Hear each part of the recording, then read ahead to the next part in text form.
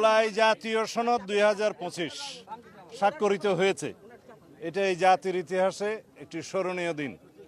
এই ঐতিহাসিক দিন আমাদের স্মরণীয় হয়ে থাকবে যতদিন বাংলাদেশের ইতিহাস থাকবে। আজকে শহীদের আত্মত্যাগ, রক্তদান, এই জাতির আকাঙ্ক্ষা, জনপ্রত্যাশা সব কিছু পূরণের শুরু হলো কেবল। এটা যাত্রা।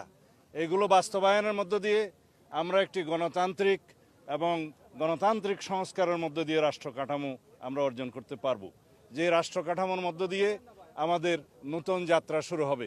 শক্তিশালী গণতান্ত্রিক প্রতিষ্ঠান নির্মিত হবে, সাংবিধানিক প্রতিষ্ঠানগুলো নির্মিত হবে, রাষ্ট্রের সকল ক্ষেত্রে ভারসাম্য প্রতিষ্ঠা হবে। রাষ্ট্রের সকল অঙ্গ, কোনো অঙ্গ আরেকটি অঙ্গের উপরে কর্তৃত্ব প্রদর্শন করতে পারবে না। সাংবিধানিক সীমারেখার মধ্য থেকে সমস্ত অঙ্গ সাংবিধানিক ভারসাম্যতা রক্ষা করে একটি কার্যকর গণতান্ত্রিক রাষ্ট্র বিনির্মাণ করা হবে এবং হবে ইনশাআল্লাহ।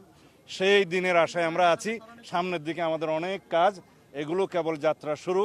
সবাই জুলাই সনদ স্বাক্ষর করেছে, যারা দুই একজন স্বাক্ষর করেন নাই আশা করি তারাও ভবিষ্যতে স্বাক্ষর করবেন, এটা উন্মুক্ত রাখা আছে।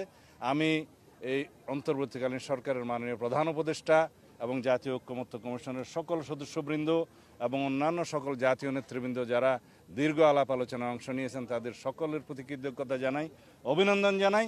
আর মিডিয়া কর্মী হিসাবে সাংবাদিক বন্ধুগণ, আপনারা দিন রাত পরিশ্রম করেছেন, আমাদের সাথে কাজ করেছেন, আপনাদের প্রতি অসংখ্য কৃতজ্ঞতা জানাই। কি প্রক্রিয়া হবে সেটা নিয়ে আলাপ করতে আপনাদেরকে আবার বসার আহ্বান জানিয়েছেন প্রধান উপদেষ্টা আজকে বক্তব্যে। প্রক্রিয়াটা নিয়ে তো বলেছে যে আবার সাংবিধানিকভাবে আর্টিকেল 65 এর সাবসেকশন 2-তে বলা আছে বাংলাদেশের প্রত্যেক আঞ্চলিক নির্বাচনী এলাকার মধ্যে সরাসরি প্রত্যক্ষ ভোটের মাধ্যমে 300 জন জাতীয় সংসদ সদস্য লইয়া জাতীয় সংসদ গঠিত হইবে।